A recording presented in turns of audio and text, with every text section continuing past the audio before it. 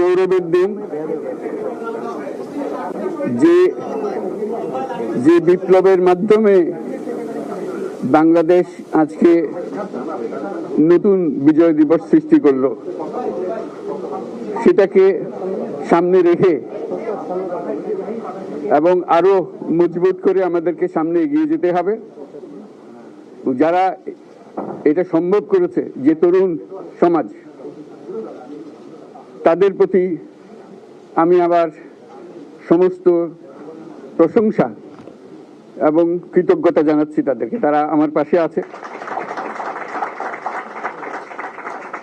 এরা এই দেশকে রক্ষা করেছে, এই দেশকে নতুনভাবে পুনর্জন্ম দিয়েছে এবং এই পুনর্জন্মে যে বাংলাদেশ পেলাম, সেই বাংলাদেশ যেন অত্যন্ত দ্রুত গতিতে এগিয়ে চলতে পারে, সেটাই হলো আমাদের শপথ।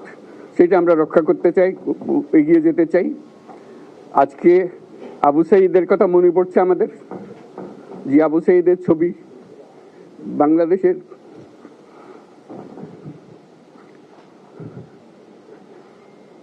প্রতিটি মানুষের মনে গেঁথে আছে। এটা কেউ বলতে পারবে না।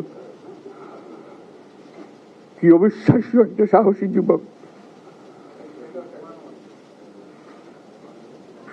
বন্দুকের সামনে দাঁড়িয়ে আছে এবং তারপরে থেকে কোনো যুবক, কোনো যুবতী আর হার মানে নাই, সামনে গিয়ে গেছে এবং বলছি যত গুলি মারো, মারতে পারো, আমরা আছি।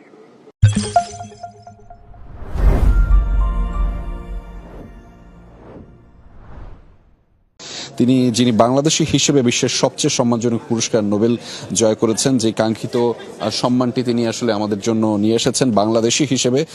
এবং বলা চলে যে বিভিন্ন ক্ষুদ্র ঋণের মাধ্যমে, মূলত ক্ষুদ্র ঋণ প্রকল্পের মাধ্যমে তার যে প্রকল্প, সেটি আসলে বিশ্বভাবে নন্দিত হওয়ায় তার এই স্বীকৃতি মিলেছে। বিশ্বের মানুষের কল্যাণে তিনি সামাজিক ব্যবসায় যে মডেল, সেটিও কিন্তু তিনি আলাদাভাবে উপস্থাপন করছেন। এবং এই মুহূর্তে আমরা দেখতে পাচ্ছি, দর্শক, তিনি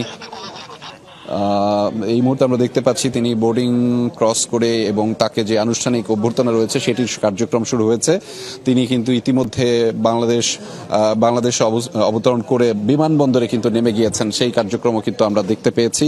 আমরা আপনাদেরকেও দেখাচ্ছি, দর্শক, সেটি আপনারা নিশ্চয়ই যমুনা টেলিভিশনের পর্দায় দেখতে পাচ্ছেন। অর্থাৎ অন্তর্বর্তীকালীন সরকারের প্রধান উপদেষ্টা হিসেবে দায়িত্ব নিতে যাওয়া ডক্টর মোহাম্মদ ইউনূস এই মুহূর্তে বিমানবন্দরে এসে নামলেন এবং তাকে যে আনুষ্ঠানিক অভ্যর্থনা জানানো হচ্ছে, তিন বাহিনীর প্রধান থেকে শুরু করে আরো ব্যক্তিবর্গ, তারা মূলত সেই কার্যক্রমে অংশ নিচ্ছেন।